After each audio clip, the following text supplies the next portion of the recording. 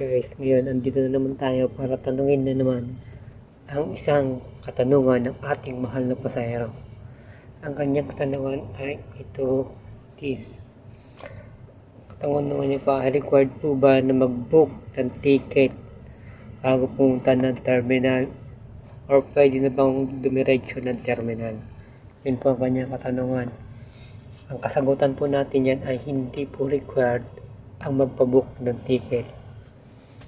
Pwede na po kayo pumunta ng terminal. Sa mismong terminal po kayo bumili. Pagpasok po, tsaka lang po titikitan yung mga sumasakay, yung mga pasahero. Pwede na po kayo dun magbayad. Pero, kung gusto nyo po na makasecured ng seat, nakasecured ng upuan, gaya na, kasi minsan kasi punuan yung bus. Kung gusto nyo makasecured ng upuan, magpabook po kayo. Magpabook kayo ng ticket para sigurado po yung upuan nyo, punuan po man yan o hindi, ay may sigurado po kayong mauupuan. Yun lang po, sana po makasagot ko ang inyong katanungan. Ano man po ang inyong maging katanungan, maaari pa i-comment sa baba para masagot po natin sa ating mga video.